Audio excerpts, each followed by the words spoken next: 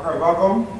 This is the planned version of Further from the Foundation Community Meeting. Today we have a very interesting schedule. We start with a presentation about the Blender Foundation, what we did past year, and there's enough space and time for feedback. We'd like to hear back from you guys how we were doing. I will talk a little bit about the development of the software. During the lunch from 12 to 1:30 we will show the movie in a loop so more people can see it. In the afternoon at 1:30 we have the making of session, that's what Elephant's doing. We have the director, the art director here showing how they did it. And I will talk a little bit about the software development we did for the movie. At 3 o'clock the Blender artist will show what they've been doing. And everyone is still invited just to go up front, connect to a laptop and show what you've been doing. Also one more note, there's t-shirts in the beginning of the room. They're free, they're not enough for everybody I think, so you have to get it early.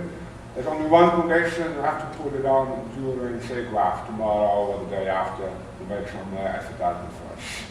We also will have shirts on the booth, but that's limited amounts. Usually I start with a quick round, but people can tell to everybody who they are. So I'm Peter. yes, my name is Siggraph from Keulen. I'm working as an architectural visualizer and an architectural officer in the Netherlands. Using Blender all day.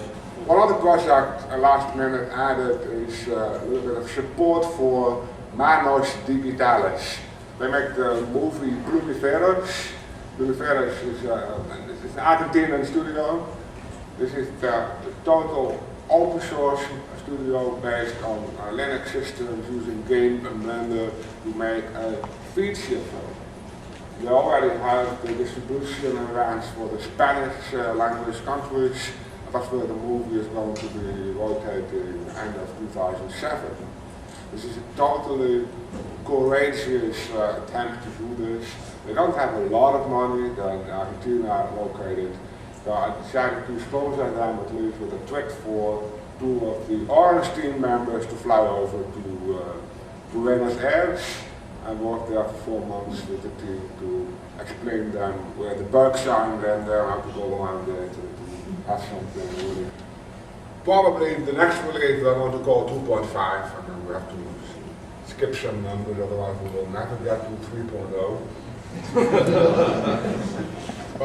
Usually we don't know yet how to cope with this issue, but doing a major release bump to 2.5 or so means there's definitely a lot of changes in the software that doesn't make it ultra compatible anymore. But usually you can still read Blender files saved with the latest version, you can read it back in an older version. But sometimes the changes are so complex that you cannot have upward compatibility anymore. But Blender always has backwards compatibility. So a couple of things we have to do. We are finishing up the render pipeline. There's still a lot of work to do in optimizing memory, especially. The pipeline now is tile-based, which means that every CPU can in parallel render one segment of an image, but it still uses a lot of shared memory for all the tiles, like especially the geometry. A system like RenderMan, it can detect when it renders a tile, it only generates the geometry which is visible inside of the tile. And then it can free the geometry again if it does the next tile. That's what I would like to work on. We're going to finish the user interface project. It started in 2.3 and this is doing a little bit to the back. Also a little bit because of the Orange project, we went out, we're sitting down with the artist to write down the short list of features. We also had an interface project for interface improvements. But funnily enough, that was not the most crucial thing for artists to be able to do their work. So the interface improvements are usually more interesting for new people who want to learn it.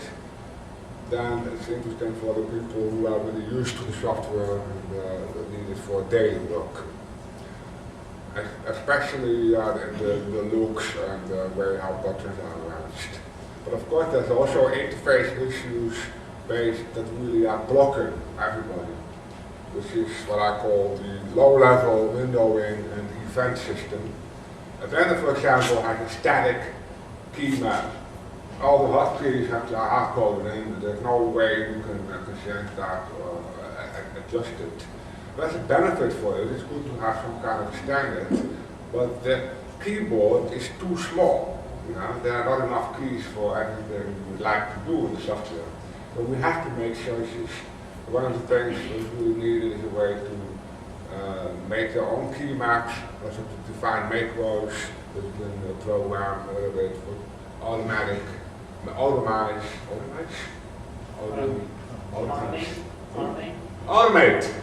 automate tasks you would like to do.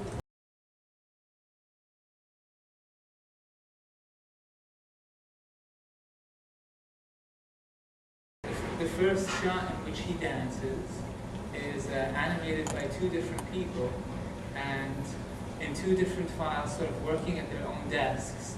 And we just basically took the two actions and stuck them on each other in the NLA, which is the nonlinear animation mixer in Blender. It's the sound from now. And then it sort of magically worked. I think I did some. You tweaked on it, I tweaked it because he was kind of really not reacting to gravity. It's still not quite there, but it's better, I think. The last shot is a little bit. I find it a little bit stupid to look at from different angles because he really covers a crazy amount of ground in that when he's coming at the camera, and it really doesn't look right if you look at it in any other view. But that doesn't matter. We only have one camera. That's fine, yeah. So sort of the end when he's sort of coming at the camera, I don't know if you can get that.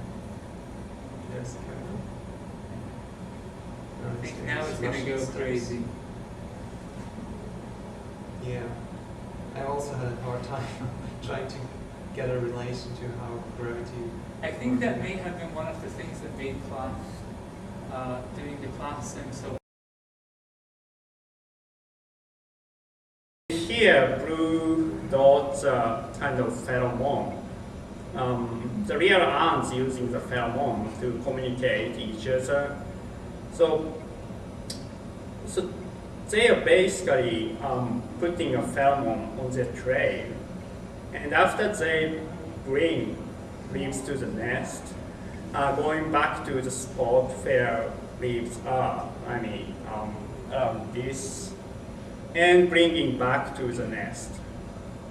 The speaker was up in the booth talking. Pokey was looking around at the audience and moving his mouth like this and making fun of people, and occasionally his, whoops, there's his hat. Where's his heartbeat? I don't start his match again. Every now and then he would blow his match out. We had, where is that heartbeat? I forgot my keystrokes. Keystrokes are a little obscure. But like I said, we had props. There's this beautiful girl hair. And he drops his. You can walk through the entire neighborhood. Everything works. Are those the real colors of buildings? Or? No. Every time I would give this presentation, I would say that because this is because it's city planning. This is just a picture of an old building. Right. It's just to give it a feel. It's about the volumes of the buildings and the streets sizes and that stuff. So yeah, it's not about the colors, not about the really architecture, but just city planning level. And the reason this presentation.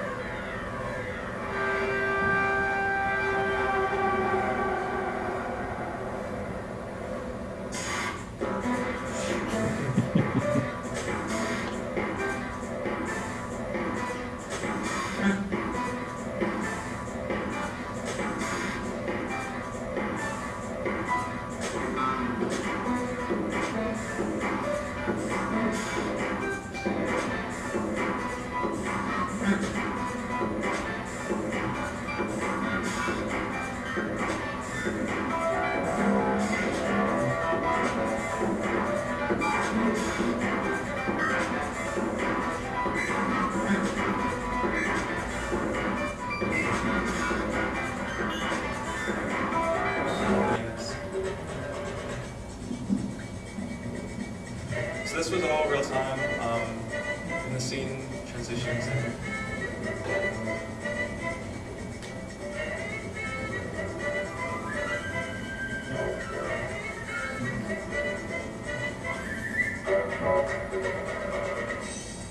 sounds gonna be.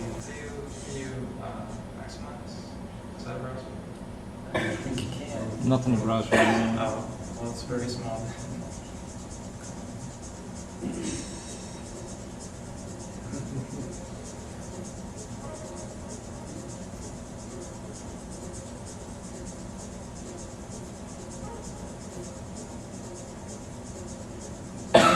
So it's mostly kind of a learning experience. The final product wasn't so hot. I thought It looks really nice. I don't know.